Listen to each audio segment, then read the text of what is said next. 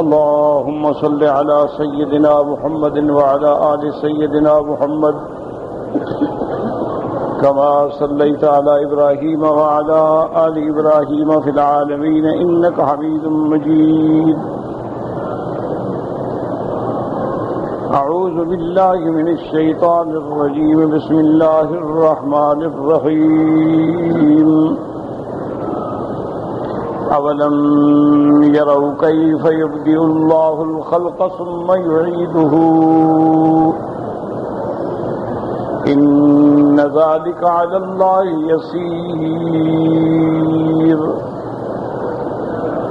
قل سيروا في الأرض فانظروا كيف بدأ الخلق ثم الله ينشئ النشأة الآخرة إن الله على كل شيء قدير. يعذب من يشاء ويرحم من يشاء وإليه تقلبون. وما أنتم بمعجزين في الأرض ولا في السماء وما لكم من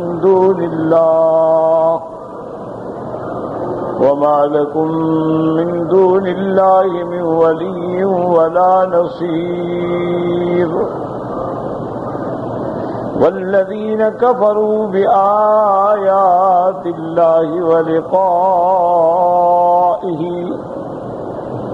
أولئك يئسوا من رحمتي وأولئك لهم عذاب أليم. اللہ تبارک و تعالی نے ان آیات میں اس بات معاد یعنی قیامت کے اس بات پہ دلائل کا ذکر فرمایا ہے. جیسا الحمدللہ اب سورۃ العنکبوت کی ابتدا میں پڑھ چکے ہیں، اللہ نے ارشاد فرمایا کہ جب مومن ایمان لاتے ہیں تو ہم ان کا امتحان کرتے ہیں تاکہ ان میں جو صادق ہیں، جو کھرے ہیں، کھوٹے ہیں، وہ الگ ہو جائیں، واضح ہو جائیں.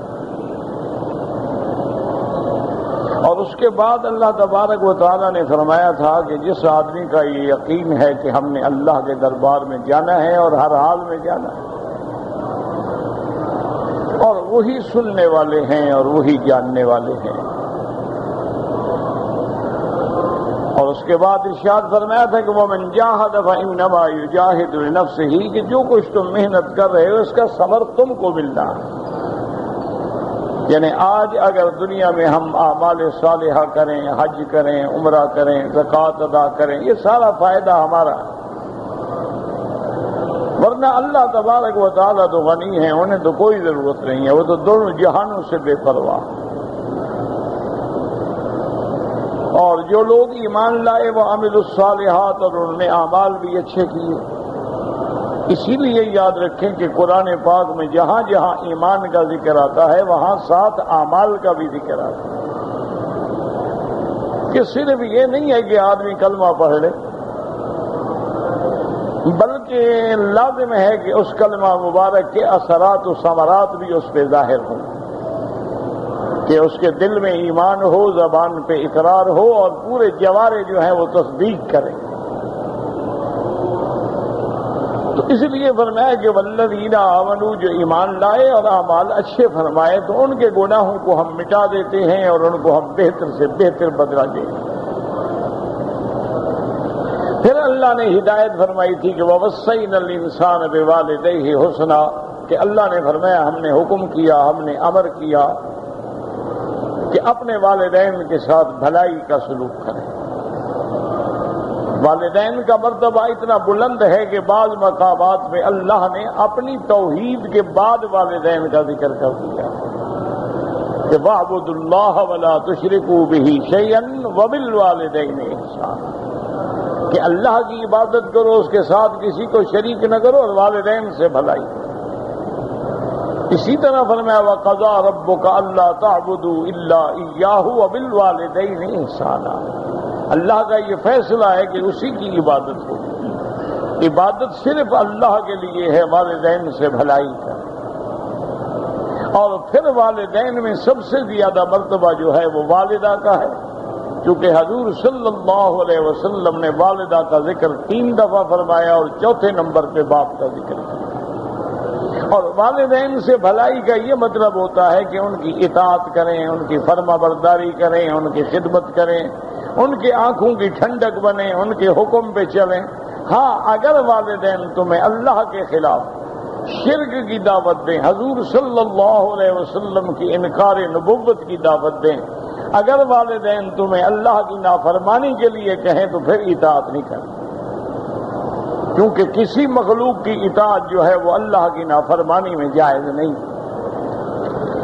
ان احکامات و آیات کے بعد اللہ نے فرمایا تھا کہ بہت لوگ جو ایمان لائے ہیں، جب ان کو دنیا میں کوئی امتحان آتا ہے، تکلیف آتی ہے، وہ سمجھتے ہیں کہ شاید یہ اللہ کا عذاب ہے۔ نہیں، اللہ اپنے عذاب سے محفوظ فرمائے۔ امتحان الگ چیز ہے، عذاب الگ چیز ہے۔ اب دیکھیں نا کہ دشمن بھی مارتا ہے لیکن ماں باپ بھی اولاد کو مارتا ہے، لیکن دونوں کی مار میں فرق ہے۔ ایک کی مار دشمنی پہ محمول ہے اور ایک کی مار جو ہے محبت پہ محمول ہے۔ اسی طرح اس کے بعد اللہ نے فرمایا کہ یہ امتحان ہم اس لیے لیتے ہیں، اللہ تو جانتے ہیں، لیکن لوگوں پر بھی واضح ہو جائے۔ وَلَيَعْلَمَنَّ اللَّهُ الَّذِينَ آمَنُوا کہ کون کھڑے ہیں، وَلَيَعْلَمَنَّ الْمُنَافِقِينَ اور کون منافق۔ اب اللہ نے ذکر فرمایا کہ کافر لوگ جو ہیں وہ شبہات ڈالتے ہیں مسلمانوں کو گمراہ کرنے کے لیے۔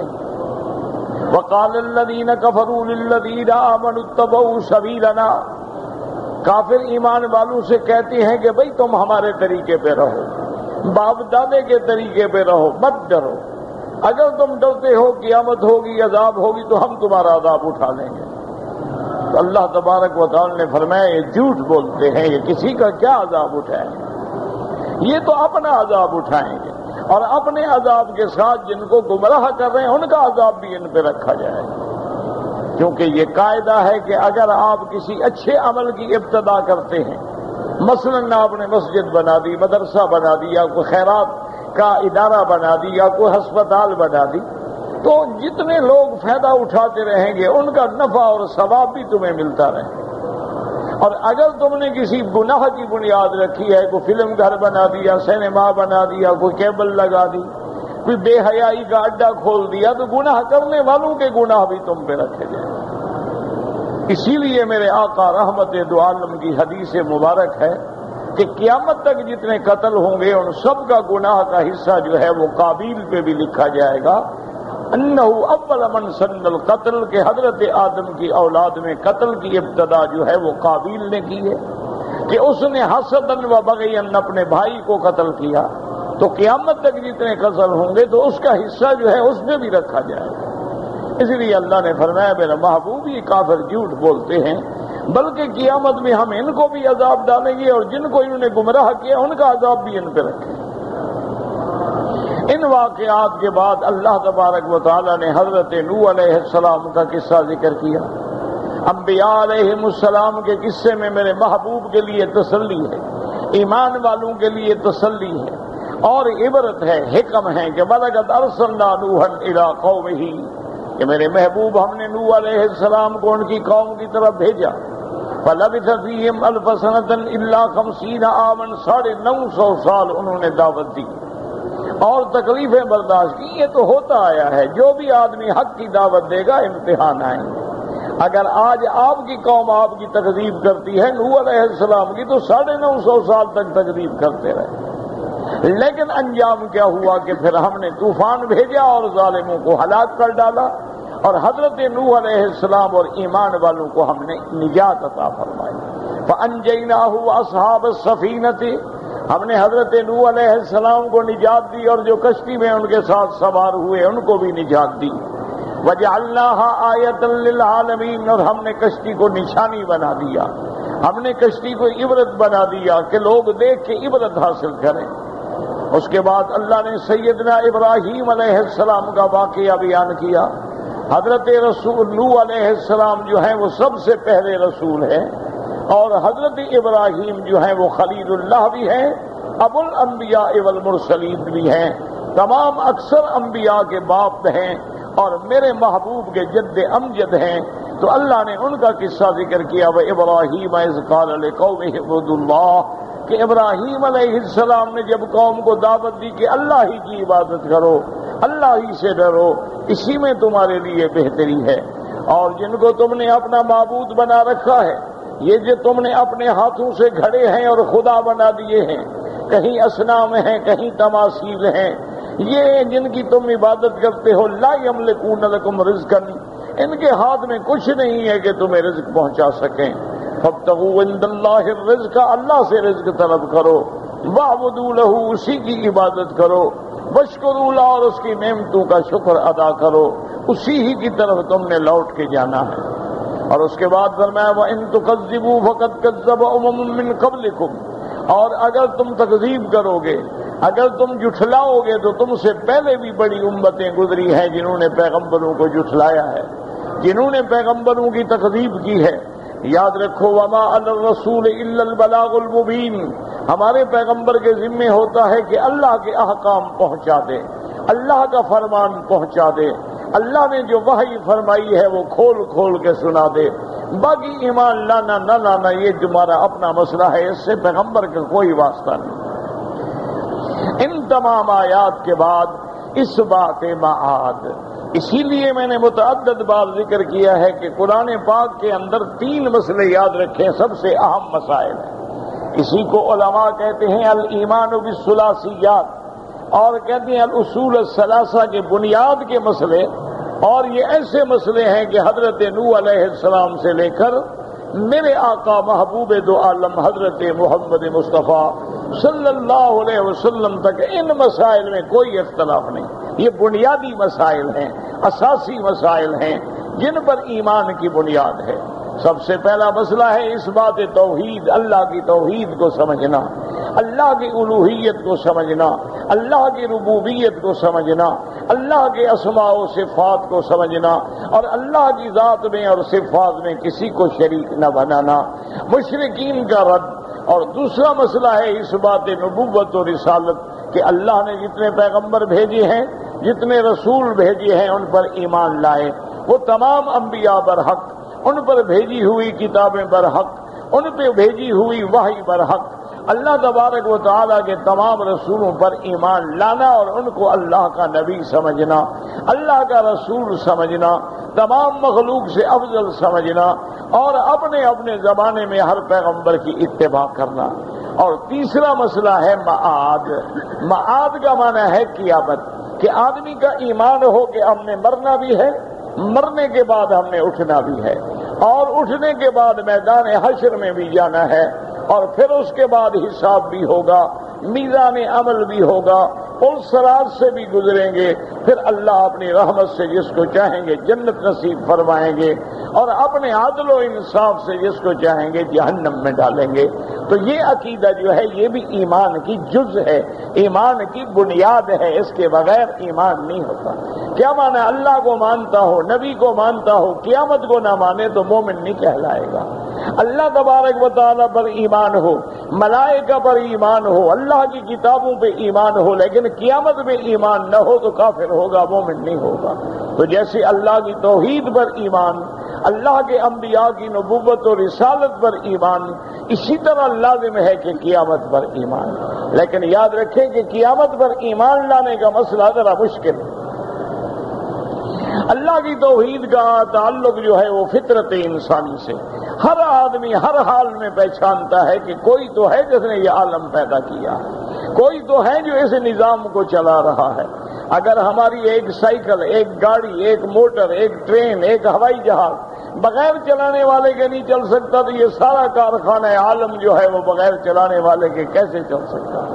تو یہ ایک آدمی کا فطرت کا تعلق ہے، عقیدے کا تعلق ہے کہ ہر انسان جس کو اللہ نے پیدا کیا ہے وہ صحیح فطرت پہ پیدا ہوتا ہے، پھر ماحول اس کو بگاڑ دیتا ہے۔ اگر اس کے ماں باپ یہودی ہیں اولاد یہودی ہو جاتی ہے، ماں باپ نصرانی ہیں اولاد نصرانی ہو جاتی ہے، ماں باپ مجوسی ہے تو اولاد مجوسی ہو جاتی ہے، ماں باپ مومن ہے تو اولاد بھی مومن ہو جاتی ہے۔ ورنہ ہر آدمی کے دماغ میں اور عقل میں اللہ نے یہ رکھا ہے کہ جب آسمانوں پہ نظر ڈالے گا، جب زمین پہ نظر ڈالے گا، جب لیل و نہار کے اختلاف پہ نظر ڈالے گا، جب شمس و قمر پہ نظر ڈالے گا، جب کواکب و نجوم پہ نظر ڈالے گا، تو لازم ضمیر وجدان چیخ چیخ کے کہے گا کہ اس نظام کو چلانے والا کوئی موجود ہے۔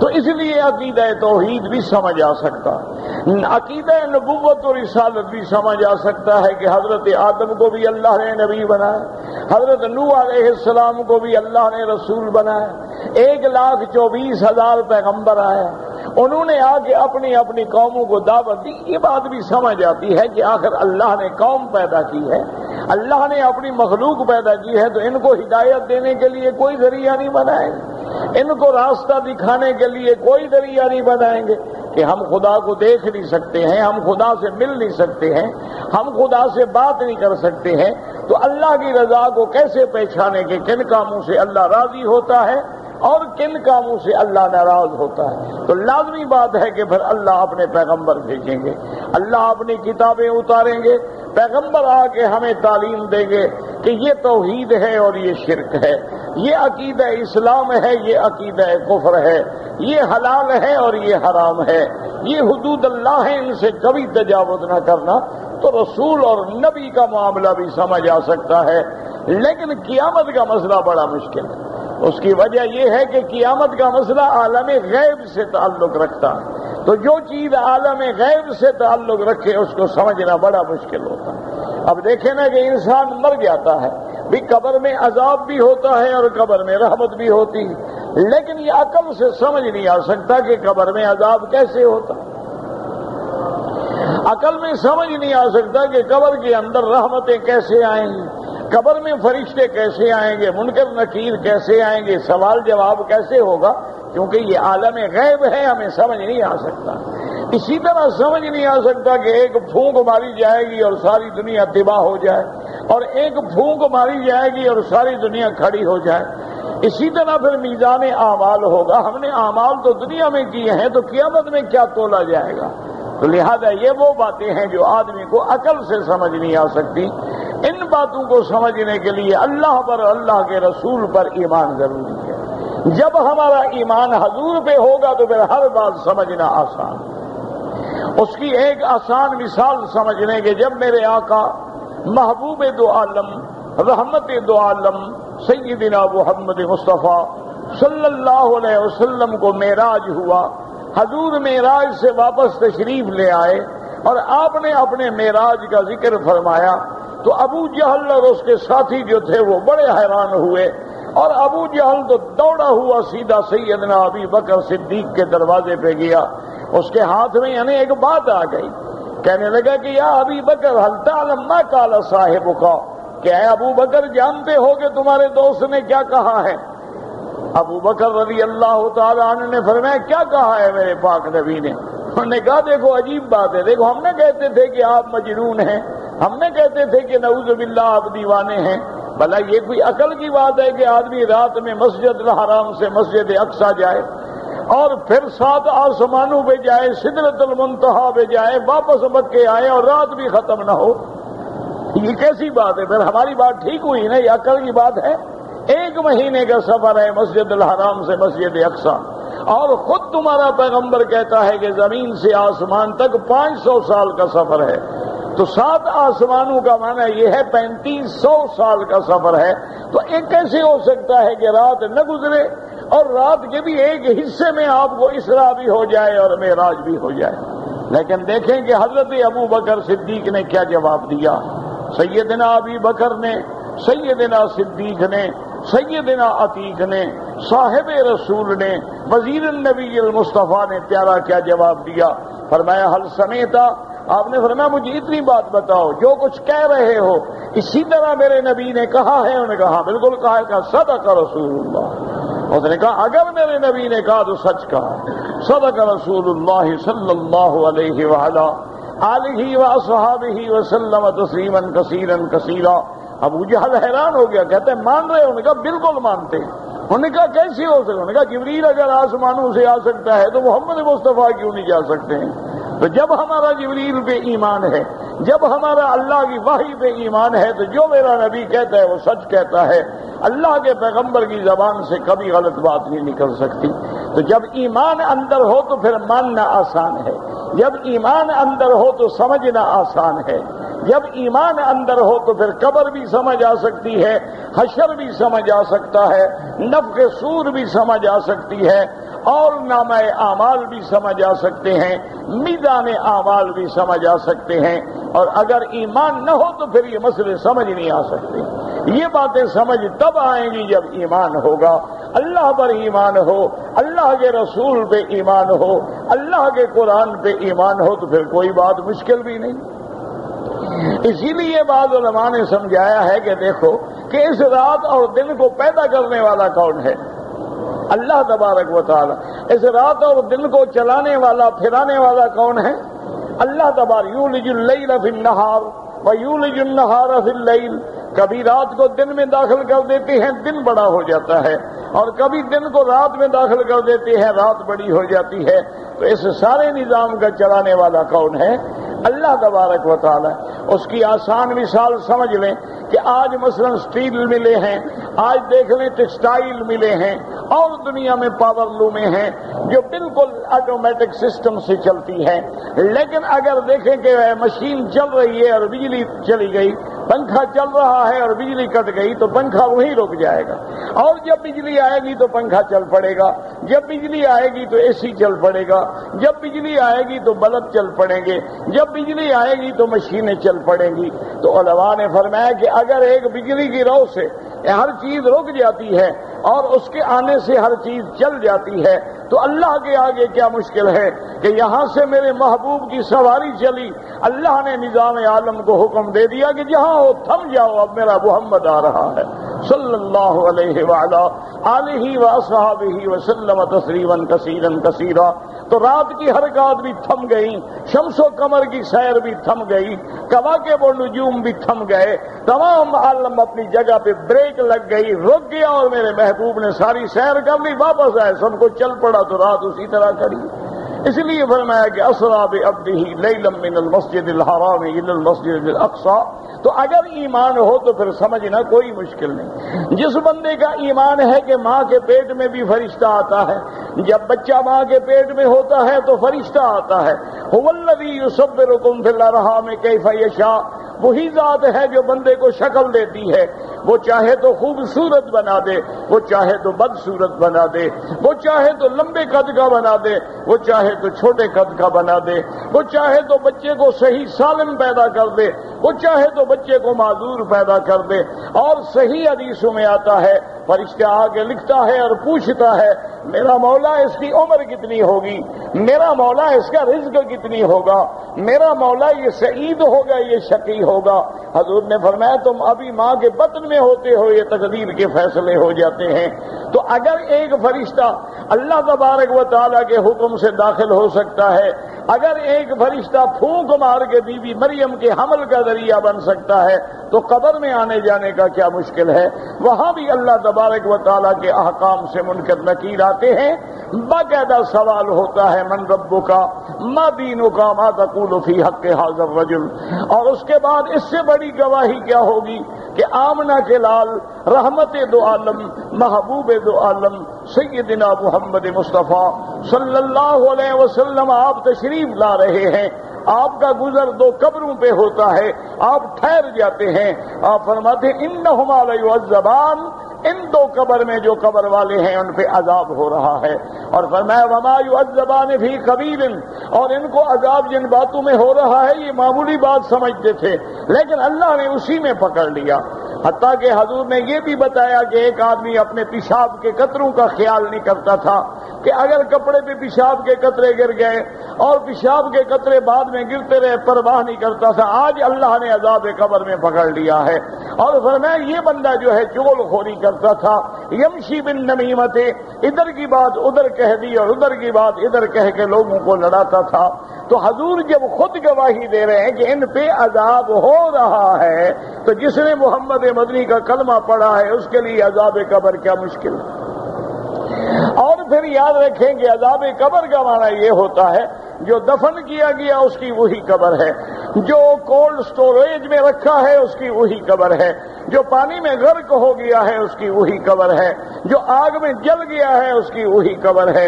اور اللہ کے لیے ان اجزاء کو سوال کے لیے اکٹھا کرنا کوئی مشکل نہیں ہوتا ہے۔ اگر اللہ تبارک و تعالی آگ میں حضرت ابراہیم کو بٹھا سکتے ہیں کہ سیدنا ابراہیم علیہ السلام جب کافروں نے آگ جلائی ایک میل کا چیخا تیار کیا گیا اور اس میں سیدنا خلیل کو ڈالا گیا۔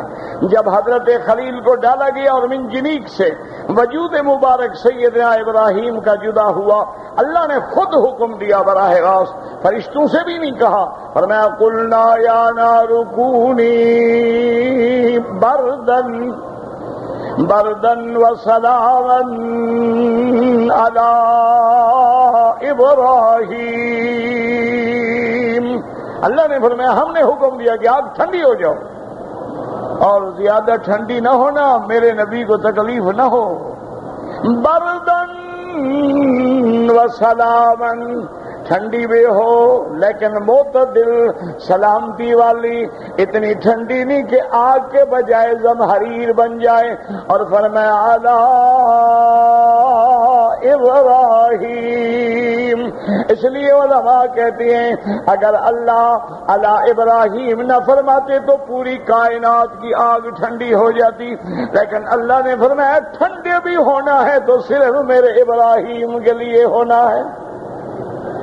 نمرود آپ کا جو سب سے بڑا دشمن ہے وہ محل کی چھت پہ کھڑا ہے اور خوش ہو رہا ہے کہ آج میرا دشمن ابراہیم جل گیا۔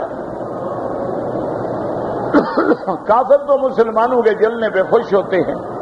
آج آپ دیکھ نہیں رہے ہیں پوری دنیا میں کفار جو ہے مسلمانوں کو جلا رہے ہیں، ستا رہے ہیں، ذبح کر رہے ہیں، آگ برسا رہے ہیں اور خوش ہو رہے ہیں، لیکن ان کو پتہ نہیں ہے کہ آخر انجام، آخر عاقبت، آخر فلاح مومنین کا حصہ ہے انشاءاللہ۔ تو نمرود اپنے شاہی محل پہ کھڑا ہے اور خوش ہو رہا ہے۔ اللہ نے فرمایا ملائکہ حاضر رب جلی، فرمایا یہ آگ کے پردے ہٹا دو، میرے دشمن کو دیکھنے دو کہ میرا خلیل کیسے بیٹھا ہے۔ آگ کے پردے جب ہٹائے گئے تو نمرود کی نظر پڑی، اس نے کہا کمال ہے، ابراہیم تو بڑے لباس پہن کے پھل کھا رہا، اور فوراً بے ساختہ اس کی زبان سے نکل گیا نعم الرب رب ابراہیم۔ کہنے لگا ابراہیم رب تو تیرا رب ہے جو اچھا ہے، وہ ہے جس نے تیری حفاظت آگ میں بھی کر دی۔ اس لیے سیدنا ابراہیم سے پوچھا گیا آپ کی زندگی میں سب سے اچھے دن کون سے ہیں؟ آپ نے فرمایا وہ میرے دن اچھے ہیں جو میں نے آگ میں گزارے تھے۔ کہا کیسے؟ فرمایا جنت کے کھانے ملتے تھے، جنت کی لباس ملتے تھے، وہ باہر کہاں ملتے ہیں؟ تو لہذا اللہ تبارک و تعالی اگر ابراہیم کو آگ میں ٹھنڈا کر سکتے ہیں تو اللہ ہمیں بھی ہماری قبروں کو بھی باغ جنت بنا سکتے ہیں۔ اللہ مومنین کی قبروں کے لیے بھی وسعت پیدا کر سکتے ہیں۔ اللہ تبارک و تعالی چاہے تو قبروں کو تنگ بھی کر سکتے ہیں، حتیٰ کہ قبر جب دباتی ہے تو آدمی کی پسلیاں ٹوٹ جاتی ہیں، اور قبر کے اندر اللہ تبارک و تعالی کے نبی فرماتے ہیں کہ مومن قبر میں ہوتا ہے، دیکھتا ہے خوبصورت آدمی قبر میں آ گیا، حیران ہو کے پوچھتا ہے ماننا کون ہو تم؟ وہ کہتا ہے انا عملو کا صالح، میں تیرا عمل ہوں صالح جو دنیا میں تم نے اچھے عمل کیے تھے، آج اللہ نے مجھے حکم دیا ہے میں اچھی شکل بنا کے تمہیں تسلی دوں۔ تو اللہ کے آگے کوئی مشکل نہیں ہے۔ تو اس لیے ہمیشہ یاد رکھیں کہ اگر ایمان ہو تو پھر قیامت سمجھ آ سکتی ہے۔ اگر ایمان ہو تو پھر عذاب قبر اور عالم برزخ سمجھ آ سکتا ہے، اگر ایمان نہ ہو تو پھر یہ عالم غیب ہے، یہ سمجھ نہیں آ سکتی۔ اس لیے اللہ فرماتے ہیں دلائل عقلی بھی ہیں، دلائل اولم یروا کیف یبدئ اللہ الخلق ثم یعیدہ ان ذلک علی اللہ یسیر۔ اللہ نے فرمایا کیا یہ نہیں دیکھتے، کیا یہ نہیں جانتے کہ اس عالم کو پیدا کرنے والا کون ہے، اور جس نے پیدا کیا وہی دوبارہ بھی پیدا کرنے پہ قادر ہے، جو پہلے بنانے پہ قادر ہے وہ دوبارہ بنانے پہ بھی قادر ہے، اس کے لیے تو پہلا دوسرا سب آسان ہے۔ ان ذالک علی اللہ یسیر۔ اللہ نے فرمایا قل سیروا فی الارض، اے لوگو زمین میں جاؤ، چلو پھرو، پہاڑوں پہ نظر ڈالو، آسمانوں پہ نظر ڈالو، زمین پہ نظر ڈالو، فانظروا کیف بدأ الخلق، نظر تدبر، نظر تعمق، غور کرو کہ اللہ نے اس خلق کی ابتدا کیسے فرمائی ہے۔ ثم اللہ ينشئ النشأة الآخرہ، اور فنا کرنے کے بعد اللہ اس کو دوبارہ بھی پیدا فرمائیں گے۔ ان اللہ علی کل شیء قدیر، اللہ ہر چیز پہ قدرت رکھتے ہیں، بنانے پہ بھی قادر ہیں، مٹانے پہ بھی قادر ہیں، مٹانے کے بعد دوبارہ بنانے پہ بھی قادر ہیں۔ یعذب من یشاء،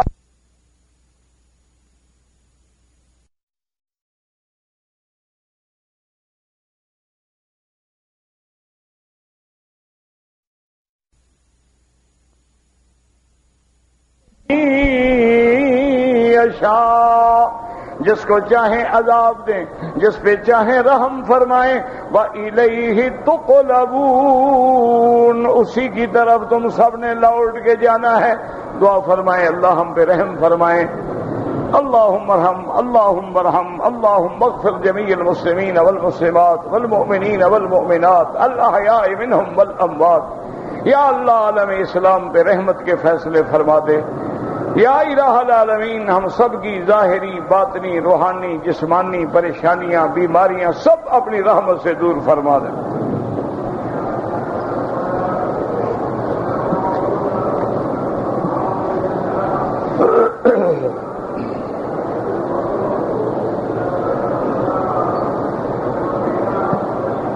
کہتے ہیں کہ میں نماز پڑھ رہا تھا، قالین پہ کسی بچے نے پیشاب کیا تھا،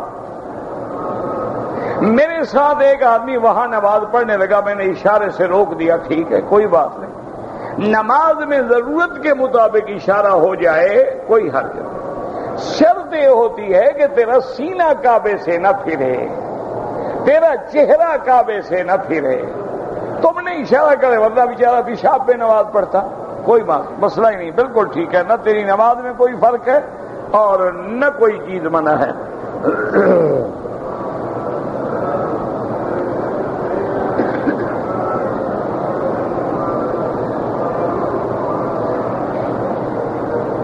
پتہ نہیں، سمجھ نہیں آتا کہ چاروں طرف علاقہ ہے، پانی ہے، علاقہ زیادہ ہے، مسجدوں میں جمعہ پڑھا جاتا، مجھے نہیں سمجھ آیا آپ نے کیا پوچھا ہے۔ سور پر دو راستے بنے ہوئے ہیں، تو اصل راستہ جو ہے وہ تو بھائی اوپر جانے سے سمجھ آئے گا، یہاں سے کیسے بتایا جائے؟ اوپر جانے کے بعد ویسے بھی علامات موجود ہیں، سمجھ آ جاتا ہے، لیکن زبانی کلامی کیسے بتایا جائے؟ آپ کی کہتے ہیں میں مدینہ منورہ سے آیا، ہم نے بغرض عمرہ کراچی سے آئے، میری بیٹی بھی میرے ہمراہ ہے، وہ شوگر کی مریض ہے، بیچاری بے ہوش ہو جاتی ہے، اللہ ہر بیمار پہ رحم فرما۔ بہرحال مدینے آتے ہوئے بیچاری بے ہوش تھی، کوئی حرج نہیں، اس نے عمرہ نہیں کیا، اس پہ کوئی جرم نہیں انشاءاللہ۔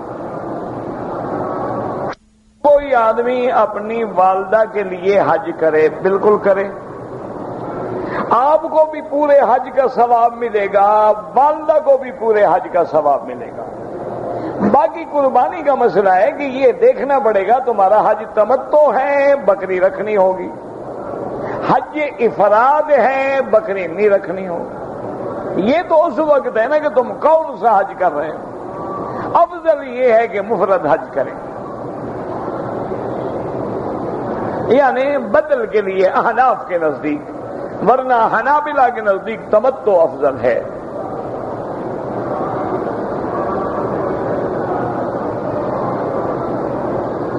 کہتے ہیں جی کہ حضرت آسیہ جنت میں عورت کی سرداروں میں سے، اب بہرحال یہ تو لفظ نہیں آئے، بہرحال بی بی آسیہ کا بہت بڑا مقام ہے۔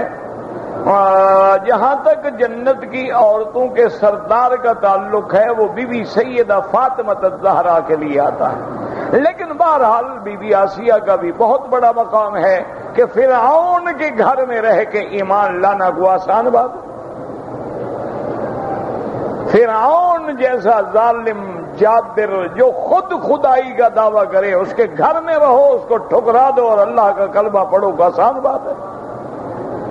یعنی مفسرین کرام نے لکھا ہے کہ اس ظالم نے بی بی آسیہ پہ بھی اتنا ظلم کیا کہ ان کے ہاتھوں میں میخیں گڑوا دی، پاؤں میں میخیں گڑوا دی، اور ایک بہت بڑا پتھر جو تھا وہ درمیان اوپر لٹکا دیا اور کہا کہ دیکھو تم موسیٰ علیہ السلام کے خدا کا انکار کرو اور میں پتھر اوپر سے گرا کے تمہیں ریزہ ریزہ کر دیا جائے گا۔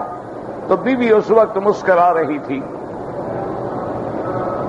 تو فرعون کہنے لگا دیکھا نا ہم کہ عذاب آیا تو اب یہ ڈر گئی ہے، پاگل ہو گئی ہے، اس لیے ہنس رہی ہے۔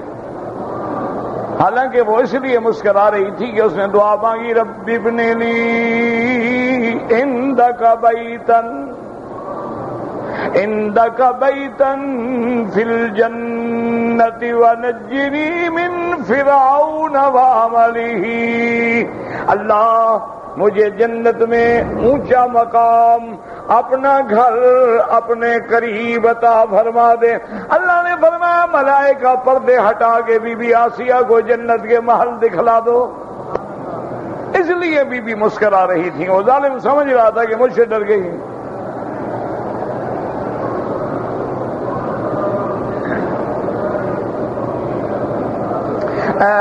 ہاں ایک حدیث مبارک میں آتا ہے کہ آگ سے پکی ہوئی چیز کھانے سے دوبارہ وضو ہوتا ہے، لیکن یہ حدیث منسوخ ہو گئی، بعد میں اجازت آ گئی کہ وضو کرنے کی ضرورت نہیں ہے۔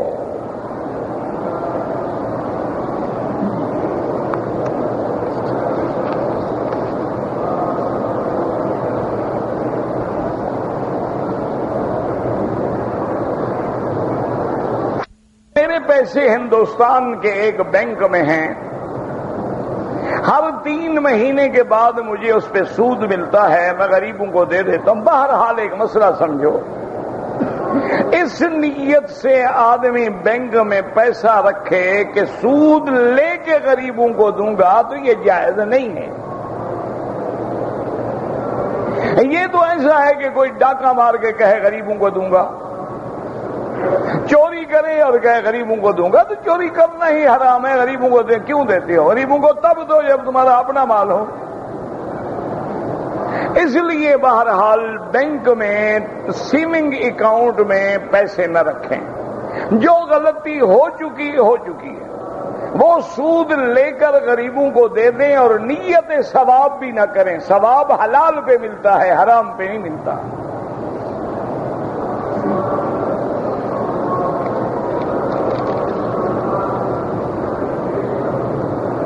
ہمارے ملک میں میت کے ساتھ قبر میں کوئی دعا لکھ کے مولوی رکھتے ہیں، اور 40 قدم پہ بھی پتہ نہیں کیا 40 قدمی کرتے ہیں، قبر پہ اذان دیتے ہیں، ساری بدعات ہیں۔ نہ اس کا قرآن میں ثبوت ہے، نہ حدیث مبارک میں ثبوت ہے، یہ محض لوگوں کے روایات ہیں۔ اور یاد رکھو کہ لکھا ہوا باہر کا فائدہ نہیں پہنچاتا اگر اندر ایمان نہ ہو۔ دعا یہ کرو کہ خاتمہ ایمان پہ ہو جائے، پھر کوئی کفن بھی نہ دے انشاءاللہ جنت ہے۔ اور اگر خاتمہ ایمان پہ نہ ہو، کوئی رام چندر یا ابو جہل مر جائے، لاکھ اوپر پھیرے لگاؤ، کیا ہو جائے گا؟ کچھ بھی نہیں ہوگا۔ یہ تو رواج بن گئے ہیں، کیونکہ اصل مشکل یہ ہے کہ تم لوگ بھی تو بڑے چالاک ہو نا، مولوی کو تم پیسے نہیں دیتے، پیروں کو تو دیتے ہو لیکن مولوی کو نہیں دیتے۔ نہیں میں مذاق نہیں کر رہا، اللہ معاف کرے۔ دیکھو چلو 30 سال سے الحمدللہ میں پڑھا رہا ہوں، مجھے کبھی پیسے دیے ہیں آپ نے؟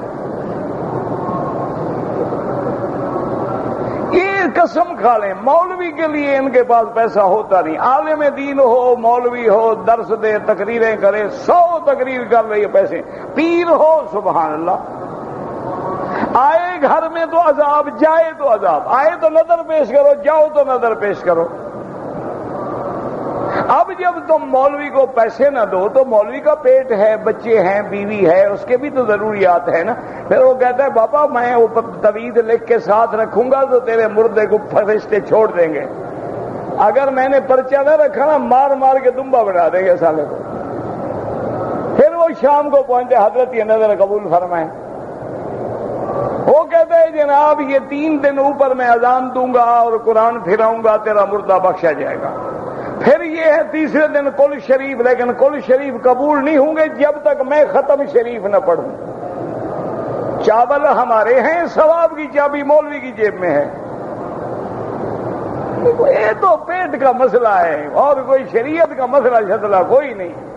تم علماء کا احترام کرو، عزت کرو، وقار کرو، ان کی شان کا خیال رکھو، ان کی حاجات مجالے کا بھی تمہیں غلط مسئلہ بتائیں، کیوں وہ اپنی قبر خراب کریں گے؟ لیکن جب تم ایسا کرتے ہو، انہوں نے بھی ماشاءاللہ بنائے، تیسرے دن کل شریف، پھر 7 جمعرات ہیں، ہر جمعرات منانی ہے، اور ہر جمعرات میں کھانے بھی 7 قسم کے ہونے چاہیے، اور اس کے بعد 40واں شریف، پھر 11ویں شریف، 12ویں شریف، رجبی شریف، فلانی شریف، سب شریف۔ اتنے میں کوئی اور شریف مر جاتا ہے، مولوی کا کام سارا سال چلتا رہتا ہے۔ ورنہ شریعت میں یہ خالص بدعت ہے، کھانا بھی حرام، کھلانا بھی حرام، وہ مولوی صاحب بھی حرام کھاتے ہیں۔ بس دعا کرو خدا اپنا محتاج کر دے، اپنے رازق کو نہ پہچانے تو محتاج ملوک۔ علامہ اقبال قلندر تو تھا نا بہرحال بیچارہ، کیا عجیب بات کہہ گیا، کہتے اپنے رازق کو نہ پہچانے تو محتاج ملوک، کہ اگر تو نے اپنے خدا کو نہیں پہچانا، رزاق ذل قوت المتین کو نہیں پہچانا، پھر لوگوں کے محتاج ہو، اور پہچانے تو ہیں تیرے گدا دارا ہو جم۔ اگر تو اللہ کو پہچان لے تو دنیا کے بادشاہ بھی تیرے در پہ گدا ہے۔ داماد کو زکوٰۃ دینا جائز ہے، بالکل جائز ہے، غریب ہے دے سکتے ہو۔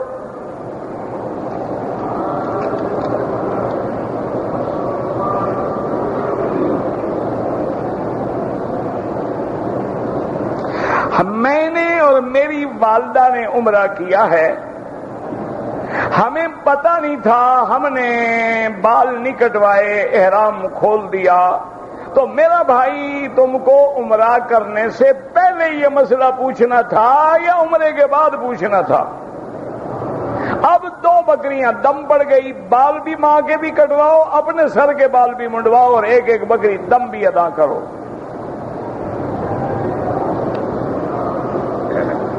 اگر مکے کا رہنے والا عمرہ کرے گا شوال میں تو حنابلہ رحمہم اللہ کے نزدیک حج تمتع ہے۔ امام ابو حنیفہ فرماتے ہیں کہ مکے والے نے چونکہ عمرہ کیا اس کو دم دینی پڑے گی۔ اعتکاف بیٹھنے والا حرم شریف میں رمضان میں کھانے کے لیے باہر جائے، مجبوری ہو کہ کھانے لانے والا کوئی نہیں، یا کھانے کے لیے حرم میں اجازت نہیں، تو باہر دروازے پہ بیٹھ کے چپ کر کے باتیں شاتیں نہ کرے، کس سے کہانیاں نہ کرے، اور اگر لے کے آنے والا بھی کوئی نہیں تو پہلے جا کے کسی ہوٹل والے کے ساتھ اپنی سیٹنگ کر لے کہ میں فلاں ٹائم پہ آ کے کھانا کھایا کروں گا اور اتنے پیسوں کا، سب کچھ پہلے طے کر دے، چپ کر کے بیٹھ جائے، وہ کھانا رکھیں، کھا کے آ جائے۔ ائمہ اربعہ کی تقلید جو ہے، بہرحال جو خود مجتہد کے درجے پہ عالم ہے اس کو تقلید کی ضرورت نہیں ہے، اور جس آدمی کی تمام قرآن کی شان نزول، ناسخ منسوخ، احادیث کے اقسام پہ نظر نہیں، اس کے لیے ضروری ہے کہ وہ کسی کی تقلید کرے گا۔ فاسألوا اہل الذکر ان کنتم لا تعلمون۔ اور قرآن کہتے ہیں یا ایھا الذین آمنوا اطیعوا اللہ واطیعوا الرسول واولی الامر۔ اب اولی الامر سے کیا مراد ہے؟ دنیاوی معاملات میں حکام کی اطاعت کرے، دینی معاملات میں علماء کی اطاعت۔ اور خود حضور نے فرمایا فاقتدوا بالذین من بعد ابی بکر و عمر۔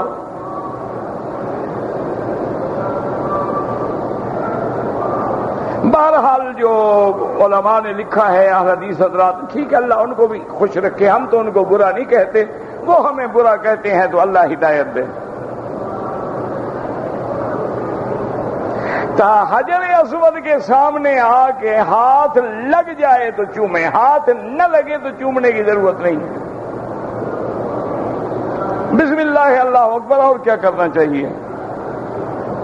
حالت احرام میں بیوی کے ہاتھ میں ہاتھ ڈال کے طواف کرنا بطور فیشن ہو تو ناجائز ہے، اور دونوں اگر نوجوان ہیں پھر بھی ہاتھ میں ہاتھ نہ ڈالیں، نعوذ باللہ طبیعت خراب ہو تو عمرے کی حالت میں۔ اگر بیوی بھی بوڑھی ہے، آپ بھی فارغ ہیں اور گم ہو جانے کا خطرہ ہے تو انشاءاللہ پھر کوئی حرج نہیں۔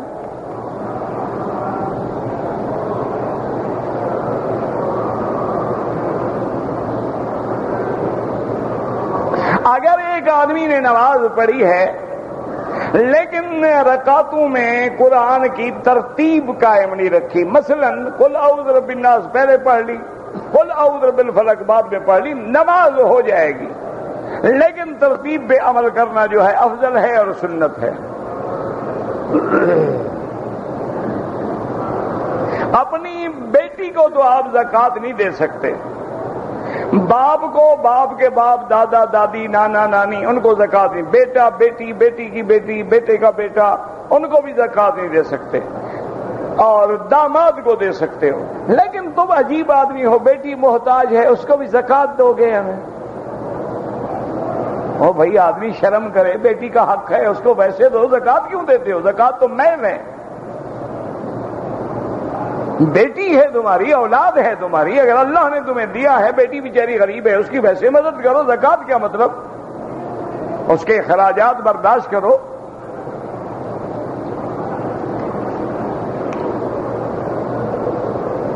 پچاس سالہ خاتون جو ہے کسی دوسرے مرد کے سہارے سے طواف کر سکتی ہے، بیٹا ہو بھائی ہو ٹھیک ہے، غیر مرد ہو تو پھر وہی بات دیکھنی پڑے گی۔ بعض 50 سال کی عورتیں جو ہیں 20 سال والی سے بھی زیادہ تکڑی ہیں، اگر 50 سال کی ہے، بوڑھی ہو گئی ہے، خواہش نکاح باقی نہیں رہی، لا یرجون نکاحا، قرآن کہتے ہیں جن کے دل میں خواہش مرد باقی نہ رہے تو وہ بیچاری معذور ہے، سہارا لے سکتی ہے۔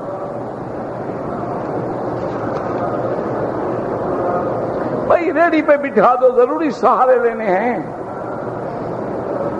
ریڑیاں موجود ہیں، ویل چیئر موجود ہیں، کیا ضرورت ہے غیر محرم کو ہاتھ لگے؟ عورت مدینہ منورہ میں پہنچے، اس کے ایام حیض شروع ہو جائیں، وہ نمازیں نہیں پڑھ سکتی، کوئی حرج نہیں، اللہ کی طرف سے اس کا کیا قصور ہے؟ اس کو مدینے جانے کا پورا ثواب ہے، نہ پڑھے کوئی حرج نہیں۔ اپنی حرم شریف میں آتا ہے، نماز کھڑی ہو جاتی ہے تو پہلے تحیت المسجد پڑھے، بالکل نہیں، نماز میں داخل ہو، تحیہ کیا مطلب؟ تحیت المسجد تو اس وقت ہے جب آپ آئے ہیں اور ٹائم ہے، اگر ٹائم نہیں اور نماز کھڑی ہو گئی، اذا اقیمت الصلاۃ فلا صلاۃ الا الصلاۃ المکتوبہ او کما قال، جب نماز کھڑی ہو جائے نماز میں مل جاؤ بس۔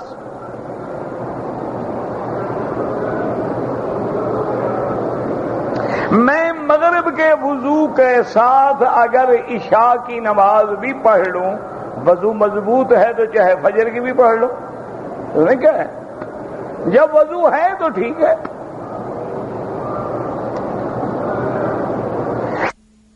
جو تھے وہ صرف حکیم تھے یا نبی بھی تھے؟ مجھے ملے تھے نا، مجھے ملے تھے، تمہیں نہیں ملے، اس لیے مجھ سے پوچھ رہے ہو۔ قرآن کہتے ہیں قال لقمان لابنہ، بس نہیں کہا کہ نبی ہے، نہ کہا کہ نہ نبی۔ جب اللہ کا قرآن فیصلہ نہ کرے تو ہم کون ہیں بتانے والے؟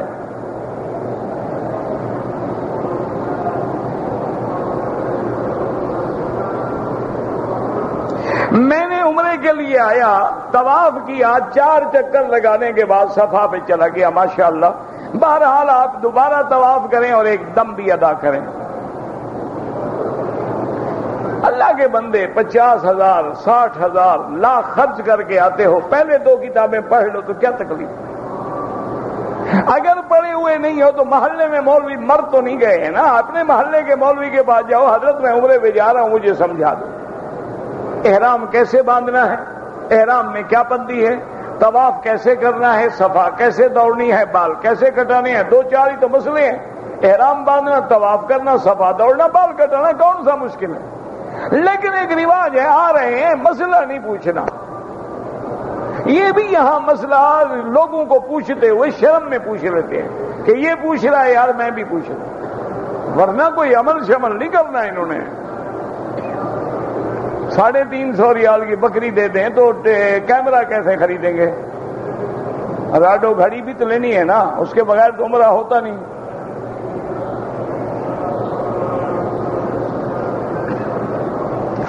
حج میں لکھا ہے کہ اگر کوئی 50 طواف کرے، بہرحال کوئی ضعیف روایت ہے، لیکن اللہ چاہے تو ایک طواف میں بھی بخش دیں۔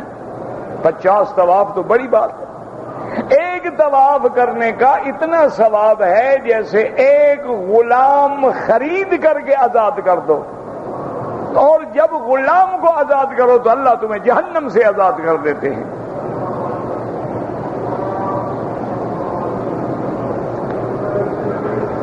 ہمارے ہند میں دھماکے ہوئے اور مسلمانوں کو گرفتار، اللہ ان مسلمانوں کی حفاظت فرمائے۔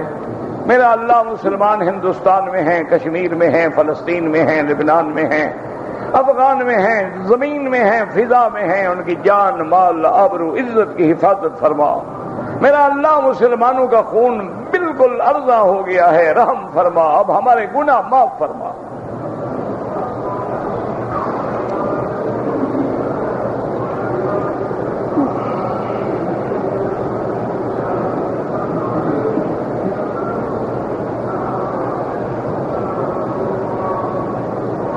بیوی نے عمرہ نہیں کیا، والدہ کمزور ہے، رات کا آرام کیا، اگلے دن عمرہ کیا، لیکن احرام کہاں سے باندھا؟ یہ تو وضاحت کرو نا۔ اگر احرام باندھا ہے میقات سے، رات کو آرام کیا، دوسرے دن عمرہ کیا، کوئی حرج نہیں۔ اگر اس نے احرام ہی نہیں باندھا، دوسرے دن مسجد عائشہ سے باندھا، دم پڑ گئی۔ اچھا، بیوی میاں بھی ملے ہیں تو احرام میں تھی بیوی کے احرام کے بغیر تھی؟ جب تک وضاحت نہ ہو کیا بتائیں۔ اگر عورت احرام میں ہے اور میاں بیوی ملے ہیں، دم پڑ گئی، عمرہ بھی کرے، دم بھی دے۔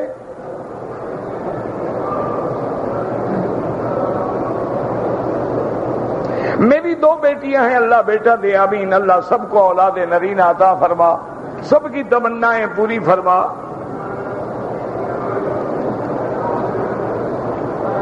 میرا کاروبار اچھا تھا، پھر میرا کاروبار، یہ اللہ کی مرضی ہوتی ہے، کبھی برکت ہوتی ہے، کبھی امتحان ہوتا ہے۔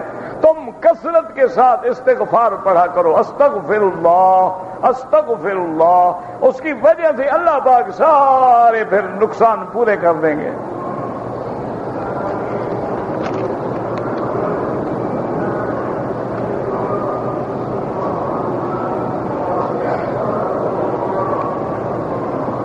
میری 2 بہنیں ہیں، ان کی شادی اللہ آسان کر دے آمین۔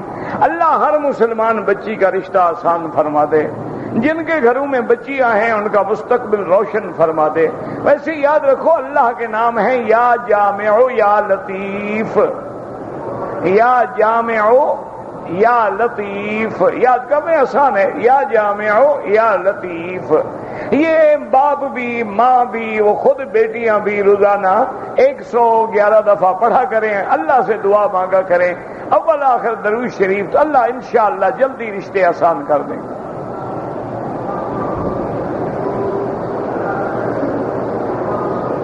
ایک آدمی قرضدار ہے، رقم نہیں دیتا، لینے والا معاف نہیں کرتا، وہ ادا نہیں کرتا، زکوٰۃ اس قرضے کی ساری زندگی دینا لازمی ہے؟ بالکل نہیں۔ جب رقم ہی ڈوب گئی تو زکوٰۃ کس بات کی؟ تم نے رقم قرضے میں دی، قرضے والا کھا گیا، زکوٰۃ کس بات کی؟ اگر تمہیں 2 سال بعد 5 سال بعد وہ رقم مل جائے تو پھر ہر سال کی زکوٰۃ دو گے، نہ ملے تو گئی۔ ہم نے عمرہ کرنا ہو تو لازم بات ہے کہ حد حرم سے باہر جائیں، مسجد عائشہ جائیں، جیرانہ جائیں۔ ہاں گھر سے کوئی چادریں باندھ کے چلا گیا لیکن نیت وہاں جا کے کی، کوئی حرج نہیں۔ بھی کپڑے کہاں رکھوں، کہاں اٹھا کے پھروں؟ طواف کے دوران میں نظر نیچے رکھیں اور ادب سے چلیں۔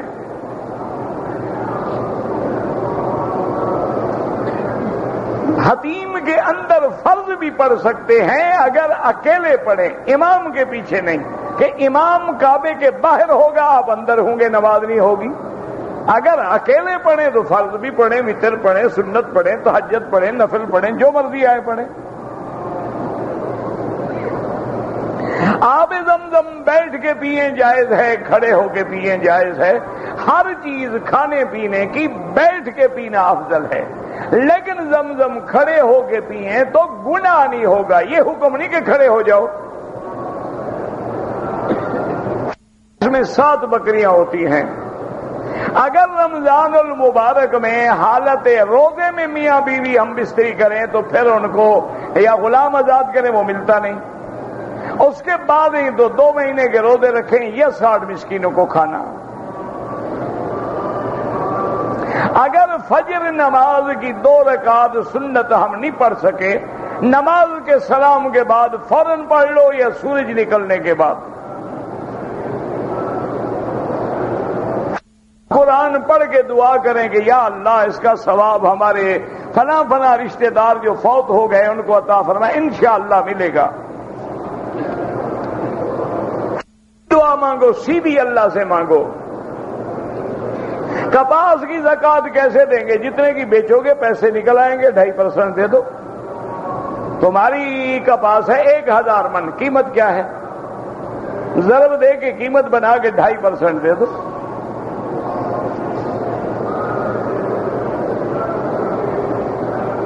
اگر آپ ہر ہفتے عمرہ کرتے ہیں تو آپ کو حلق کرانا ہوگا، بال چھوٹے ہوں یا بڑے ہوں یا چاہے نہ بھی ہوں۔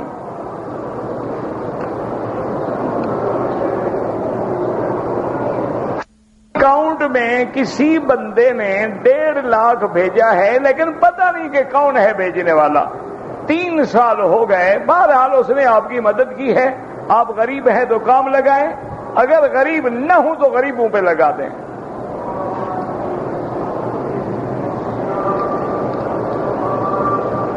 حناف کے نزدیک پہلے 4 سنتیں، 2 فرض، پھر 4 سنتیں۔ اگر بیوی میری گولیاں بھی کھا رہی ہے لیکن پھر بھی خون کے داغ لگ جاتے ہیں، یہ دیکھیں کہ اس کے یہی دن ایام کے دن ہیں یا نہیں ہیں۔ نہیں ہے تو بیماری ہے، ایام کے دن ہے تو حیض ہے۔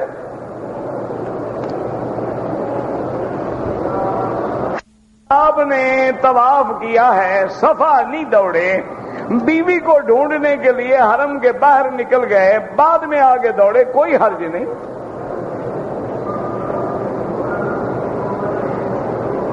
انسان کے مرنے کے بعد اس کے اعمال کی کتاب بند ہو جاتی ہے، تو جب ہم قرآن پڑھیں گے تو اس کو ثواب کیوں ہوگا؟ یہ بھی تو اس کا عمل ہے۔ وہ ہمارے ساتھ اچھائی نہیں کرے گا تو ہم کیوں قرآن پڑھیں گے؟ کبھی دشمن کو بھی پڑھ کے بخشا ہے تم نے؟ تو یہ بھی تو اس کا عمل ہے نا۔